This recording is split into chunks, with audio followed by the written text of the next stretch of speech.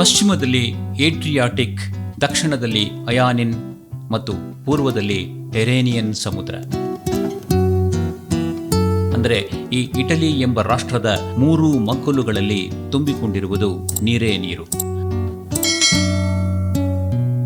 Mediterranean ಸಮುದ್ರದ ಭಾಗವಾಗಿರುವ ಈ 3 ಕಡಲ ತೀರಗಳು ಮತ್ತು ಅವುಗಳ ನಡುವೆ ಇರುವ ನಡುಗಡ್ಡೆಗಳು ಒಂದಕ್ಕಿಂತ ಒಂದು ಅದ್ಭುತ.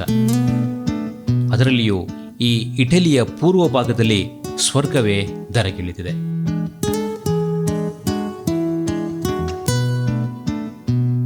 ಅದು ಟೆರೇನಿಯನ್ ಸಮುದ್ರ ತೀರದಲ್ಲಿರುವ ಈ ಅಮಾಲ್ಫಿ ಕೋಸ್ಟ್.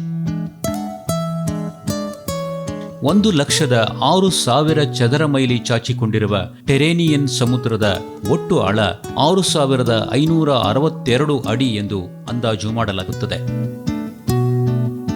ಇಷ್ಟೊಂದು ಆಳವಿರುವ ಕಾರಣಕ್ಕೆ ಈ ಕಡಲು ಕಡು ನೀಲಿ ಬಣ್ಣವನ್ನು ಹೊಂದಿದೆ. ಅತ್ಯದ್ಭುತ ಕರಾವಳಿ ತೀರವೇ ಅಮಾಲ್ಫಿ ಕೋಸ್ಟ್. ಮುಗಿಲಿನೆತ್ತರಕ್ಕೆ ಚಾಚಿಕೊಂಡಿರುವ ಗಿರಿ ಶಿಖರವನ್ನ ದಾಟಿ ಕಡಲಿಗೆ ಮುಖ ಮಾಡಿದರೆ ಅದರ ಸೌಂದರ್ಯಕ್ಕೆ ಮಂತ್ರಮುಗ್ಧರಾಗಿ ನಿಂತುಬಿಡುತ್ತೀರಿ. ವಿಶಾಲವಾಗಿ ಹರಡಿಕೊಂಡಿರುವ ನೀಲ ಕಡಲಿನ ಹಾಸು, ಅದರ ಮೇಲ್ಮೈನಲ್ಲಿ ಚುಕ್ಕಿ ಇಟ್ಟಂತೆ ಅಲ್ಲಲ್ಲಿ ಓಡಾಡುವ ಬೋಟುಗಳು, 100 ಪದರಗಳಾಗಿರುವ ಪರ್ವತದ ಇಳಿಜಾರು, ಪ್ರತಿ ಪದರಗಳಲ್ಲೂ ಬೆಳೆದಿರುವ ನಗರಗಳು, ಅವುಗಳ ಪದ ತಲದಲ್ಲಿ ಸದಾ ತಿಳಿ ತಿಳಿ ನೊರೆಗಳನ್ನು ಚಿಮ್ಮುವ ಕಡಲು. ಈ ಅಮಾಲ್ಫಿ ಕೋಸ್ಟ್ನಲ್ಲಿ ಬಂದಿಳಿದರೆ ಜೀವನ ಸಾರ್ಥಕ ಅನಿಸುವುದಂತೂ 100ಕ್ಕೆ 100 ನಿಜ. ಅಮಾಲ್ಫಿ ಕರಾವಳಿ ತೀರ ಸುಮಾರು 50 ಕಿಲೋಮೀಟರ್ ಉದ್ದಕ್ಕೂ ಹಬ್ಬಿಕೊಂಡಿದೆ.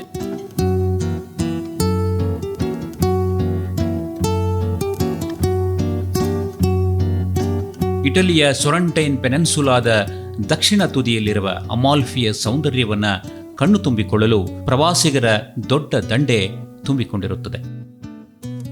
ಕಡಿದಾದ ಪ್ರಪಾತಗಳು, ಒಡ್ಡೊಡ್ಡಾದ ತೀರ ಪ್ರದೇಶಗಳು, ಮೀನುಗಾರಿಕೆಯಲ್ಲಿ ತೊಡಗಿರುವ ಪುಟ್ಟ ಪುಟ್ಟ ಗ್ರಾಮಗಳು, ರವೆಲ್ಲೋ ಪರ್ವತ ತಪ್ಪಲಿನ ಗ್ರ್ಯಾಂಡ್ ವಿಲ್ಲಾಗಳು, ದ್ರಾಕ್ಷಿ ಬಳ್ಳಿಗಳು, ಲಿಂಬೆ ತೋಟಗಳು. ಕಣ್ಣು ಮಿಟುಕಿಸದಂತೆ ಈ ನಿಸರ್ಗವನ್ನು ನೋಡುತ್ತಾ ನಿಶ್ಚಲವಾಗಿ ನಿಂತು ಬಿಡುತ್ತೀರಿ. ಸೊರೆಂಟೊ ಮತ್ತು ಸೆಲೆಂಡ್ರೋ ಬಂದರು ನಗರಿಗಳ ನಡುವಿನ ರಸ್ತೆಯಲ್ಲಿ ಒಂದು ಲಾಂಗ್ ಡ್ರೈವ್ ಹೊರಟು ಬಿಟ್ಟರೆ ತಣ್ಣನೆಯ ಗಾಳಿ ಮುಖಕ್ಕೆ ಸೋಕಿ ಮೈ ಮನಸ್ಸನ್ನು ಮುದಗೊಳಿಸುತ್ತದೆ. ಮಧ್ಯಕಾಲೀನ ಯುಗದಲ್ಲಿ ಅಮಾಲ್ಫಿ ಕರಾವಳಿ ತೀರದ ಈ ಮಾರ್ಗ ವಾಣಿಜ್ಯ ವ್ಯಾಪಾರದ ರಹದಾರಿಯಾಗಿತ್ತು. ಮಗ್ಗುಲಿನಲ್ಲಿ ಹರಿಯುತ್ತಿರುವ ಮೆಡಿಟರೇನಿಯನ್ ಸಮುದ್ರ ಸಂಚಾರಕ್ಕೆ ಪೂರಕವಾಗಿದ್ದರಿಂದ ಸಾಕಷ್ಟು ವಹಿವಾಟುಗಳು ನಡೆಯುತ್ತಿದ್ದವು. ಹಾಗಾಗಿ ಅಂದಿನಿಂದಲೇ ಇಲ್ಲಿ ಸಿರಿವಂತ ವರ್ತಕರಿದ್ದರು. ಪರ್ವತ ಶ್ರೇಣಿಯ ತಪ್ಪಲಲ್ಲಿ ಇರುವ ಭೂಪ್ರದೇಶಗಳಲ್ಲಿ ಅಪಾರ ಪ್ರಮಾಣದಲ್ಲಿ ಲಿಂಬೆ ಹಣ್ಣುಗಳನ್ನು ಬೆಳೆಯಲಾಗುತ್ತಿತ್ತು. ಅದಕ್ಕಿತ್ತು ಅಪಾರವಾದ ಬೇಡಿಕೆ. ಲಿಂಬೆಹಣ್ಣಿನ ಸಿಪ್ಪೆಯಿಂದ ಮಾಡಲಾದ ಲಿಮಿನೋಸೆಲೋ ಎಂಬ ಲಿಕ್ಕರ್ ಇಟಲಿಯಲ್ಲಿ ಅತ್ಯಂತ ಜನಪ್ರಿಯ. ಈಗಲೂ ಇದು ಇಟಲಿಯ ಲಿಕ್ಕರ್ ಮಾರುಕಟ್ಟೆಯಲ್ಲಿ 2ನೇ ಸ್ಥಾನದಲ್ಲಿದೆ. ರಾತ್ರಿ ಊಟದ ಬಳಿಕ ಸಾಂಪ್ರದಾಯಿಕ ಡ್ರಿಂಕ್ ಆಗಿ ಇದನ್ನು ಬಳಸುತ್ತಾರೆ. 18ನೇ ಶತಮಾನದ ಆರಂಭದಲ್ಲಿಯೇ ಅಮಾಲ್ಫಿ ಪಟ್ಟಣ ಬಹುಮುಖ್ಯ ಐತಿಹಾಸಿಕ ಹಾಗೂ ರಾಜಕೀಯ ಕೇಂದ್ರವಾಗಿತ್ತು. ಮೇಲ್ವರ್ಗದ ಯುರೋಪಿಯನ್ನರು ಈ ಪಟ್ಟಣದ ಆಕರ್ಷಣೆಗೆ ಮಾರು ಹೋಗಿದ್ದರು. ವರ್ಷದಲ್ಲಿ ಒಮ್ಮೆಯಾದರೂ ಇಲ್ಲಿನ ತೀರ ಪ್ರದೇಶದ ಐಷಾರಾಮಿ ಹೋಟೆಲುಗಳಲ್ಲಿ ದಿನಗಳ ಕಾಲ ತಂಗುತ್ತಿದ್ದರು. ಚಳಿ ಮತ್ತು ಮಳೆಗಾಲದಲ್ಲಿ ಇಲ್ಲಿನ ಹವಾಮಾನ ಅತ್ಯಂತ ಆಹ್ಲಾದಕರವಾಗಿರುತ್ತದೆ. ಈ 2 ಋತುಗಳು ಪ್ರವಾಸಿಗರ ಪಾಲಿನ ಅಚ್ಚುಮೆಚ್ಚು. ಅಮಾಲ್ಫಿ ಕೋಸ್ಟ್ನಲ್ಲಿ ಅನೇಕ ಮೈಲುಗಲ್ಲುಗಳಿವೆ. ಅದರಲ್ಲಿ ಮುಖ್ಯವಾದುದು ಮೌಂಟ್ ವೆಸುವಿಯಸ್ ಜ್ವಾಲಾಮುಖಿ.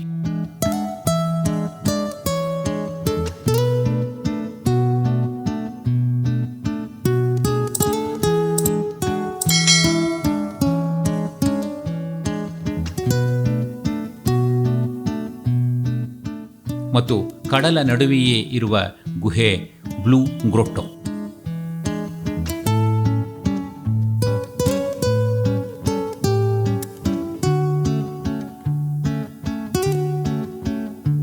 ಕಲ್ಲಿನ ಕಮಾನಿನ ಮೂಲಕ ಒಳಗೆ ಪ್ರವೇಶ ಮಾಡಿದರೆ ಈ ಬ್ಲೂ ಗ್ರೊಟ್ಟೋದಲ್ಲಿ ವಿಸ್ಮಯ ಲೋಕವೊಂದು ತೆರೆದುಕೊಳ್ಳುತ್ತದೆ. ಪ್ರಖರವಾದ ಸೂರ್ಯನ ಬೆಳಕು ಈ ಗವಿಯೊಳಗೆ ಪ್ರವೇಶಿಸಿ ನೀಲ ಅಲೆಗಳ ಮೇಲೆ ಪ್ರತಿಫಲಿಸುತ್ತಿದ್ದಂತೆ ಆಗುವ ಅನುಭವವನ್ನು ವರ್ಣಿಸಲು ಪದಗಳು ಸಾಲವು.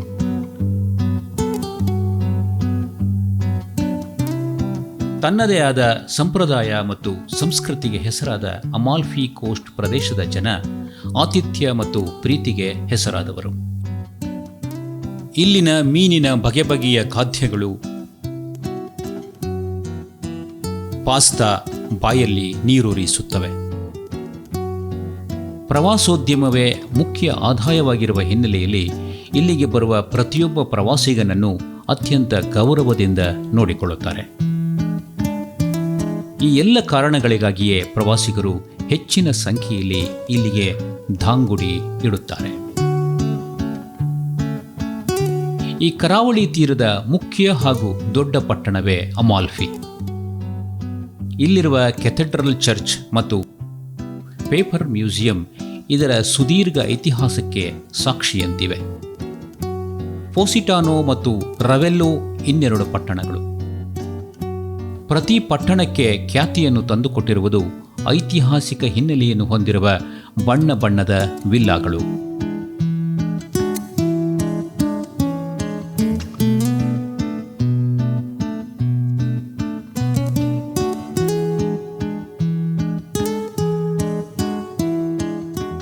ಮತ್ತು ಅವುಗಳ ಮುಂಭಾಗದಲ್ಲಿರುವ ಚಂದ ಚಂದದ ಗಾರ್ಡನ್ಗಳು. ಬೆಟ್ಟದ ಇಳಿಜಾರುಗಳಲ್ಲಿ ಇರುವ ಸ್ಟಾರ್ ಹೋಟೆಲ್ಗಳ ಮುಂದೆ garden cafe, roof top bar ಮಾತ್ರ ಇದ್ದೇ ಇರುತ್ತದೆ. ಸಮುದ್ರ ತೀರಕ್ಕೆ ಮುಖ ಮಾಡಿ ಇಲ್ಲಿ ಗುಂಡು ಹೀರುತ್ತಾ ಕುಳಿತು ಬಿಟ್ಟರೆ ಪರಮಾನಂದ. ಜೊತೆಗೆ ಪ್ರತಿ ಹೋಟೆಲ್ ರೂಮುಗಳ ಮುಂದೆ ವಿಶಾಲ ಬಾಲ್ಕನಿಗಳು ಸಾಮಾನ್ಯ. ಹನಿಮೂನ್ ಟ್ರಿಪ್ ಹಾಕಿಕೊಂಡು ಬರುವ ನೂರಾರು ನವ ದಂಪತಿಗಳು ಈ ಕರಾವಳಿ ತೀರದ ಹೋಟೆಲ್ಗಳಲ್ಲಿ ಯಾವತ್ತೂ ಕಾಣಸಿಗುತ್ತಾರೆ. ರವೆಲ್ಲೋ ಪಟ್ಟಣದ ಪರ್ವತದ ತಪ್ಪಲಿನಿಂದ ಮೇಲಿನ ಬೆಟ್ಟದ ತುದಿಯ ತನಕ ಪ್ರವಾಸಿಗರು ಅಡ್ಡಾದಿಡ್ಡಿ ಕೊರಕಲು ರಸ್ತೆಗಳಲ್ಲಿ ನಡೆದೇ ಸಾಗುತ್ತಾರೆ. ಈ ದಾರಿಯಲ್ಲಿ ಸಾಗುತ್ತಾ ಹಿಂತಿರುಗಿ ನೋಡಿದರೆ ನೀಲಕಡಲು ಒಮ್ಮೆಲೆ ಎದೆ ಛಲ್ಲೆನ್ನುವಂತೆ ಮಾಡುವುದು ನಿಶ್ಚಿತ.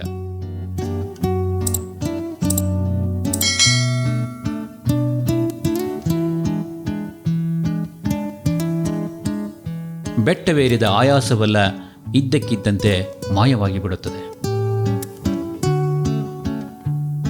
ಜಗತ್ತಿನ ಎಲ್ಲ ಭಾಗದ ಜನರನ್ನು ಅಮಾಲ್ಫಿ ಸೆಳೆಯುತ್ತಿದೆ. ಅಂತಾರಾಷ್ಟ್ರೀಯ ಪ್ರವಾಸೋದ್ಯಮ ಕ್ಷೇತ್ರದಲ್ಲಿ ಉನ್ನತವಾದ ಸ್ಥಾನವನ್ನು ಅಮಾಲ್ಫಿ ಪಡೆದುಕೊಂಡಿದೆ. ಈ ಕಾರಣಕ್ಕೆ ಯುನೆಸ್ಕೋ 1997ರಲ್ಲಿ ಇದನ್ನು ವಿಶ್ವ ಪರಂಪರೆಯ ತಾಣ ಎಂದು ಘೋಷಿಸಿದೆ. ಇತ್ತೀಚಿನ ದಿನಗಳಲ್ಲಿ ಪ್ರವಾಸೋದ್ಯಮವು ಮಿತಿಮೀರಿ ಬೆಳೆದಿದೆ. ಜಗತ್ತಿನ ಎಲ್ಲ ಭಾಗಗಳಿಂದ ಲಕ್ಷಾಂತರ ಪ್ರವಾಸಿಗರು ಅಮಾಲ್ಫಿ ಕರಾವಳಿ ತೀರದ ಸೌಂದರ್ಯವನ್ನು ಆಸ್ವಾದಿಸಲು ಬರುತ್ತಾರೆ. ಹಾಗಾಗಿ ಜನದಟ್ಟಣೆ ದಿನದಿಂದ ದಿನಕ್ಕೆ ಹೆಚ್ಚುತ್ತಾ ಸಾಗಿದೆ. ಬೆಟ್ಟದ ಪ್ರತಿ ತಪ್ಪಲುಗಳಲ್ಲಿ ಕಡಲಿಗೆ ಮುಖ ಮಾಡಿದ ಕಟ್ಟಡಗಳ ಸಂಖ್ಯೆಯೂ ಹೆಚ್ಚುತ್ತಿದೆ. ಇವೆಲ್ಲ ಸವಾಲುಗಳ ನಡುವೆಯೂ ಅಮಾಲ್ಫಿ ಕೋಸ್ಟ್ ತನ್ನ ನಿಸರ್ಗದತ್ತವಾದ ಚೆಲುವಿನಿಂದ ಈ ಎಲ್ಲರನ್ನ ಆಕರ್ಷಿಸುತ್ತಲೇ ಇದೆ. ಈ ನೀಲಾನೀಲಿ ಕಡಲು, ಅದಕ್ಕೆ ಕೋಟೆಯಂತಿರುವ ಬೆಟ್ಟ ಶ್ರೇಣಿಗಳು, ಅವುಗಳ ಮೇಲೆ ಬೆಳ್ಳಿ ಮೋಡದ ಸಾಲುಗಳು, ಇದು ಎಂದೆಂದಿಗೂ ಕರಗದ ಮನಮೋಹಕ ಸೌಂದರ್ಯ. ಇದಕ್ಕೆ ಇಂಗ್ಲಿಷ್ನಲ್ಲಿ ಇನ್ನೊಂದು ಹೆಸರು ಕೂಡ ಇದೆ. ಅದು ಡಿವೈನ್ ಕೋಸ್ಟ್ ಎಂದು, ಅಂದರೆ ದೈವಿಕ ಕಡಲ ತೀರ. ಈ ಸೊಬಗನ್ನು ಕಣ್ಣಾರೆ ಕಂಡವರು ಇಂತಹ ವರ್ಣನೆಯನ್ನು ನಿರಾಕರಿಸಲು ಸಾಧ್ಯವಿಲ್ಲ. ಏನಾದರಾಗಲಿ ಜೀವನದಲ್ಲಿ ಒಮ್ಮೆಯಾದರೂ ನೋಡು ಅಮಾಲ್ಫಿ ಕರಾವಳಿ ತೀರ.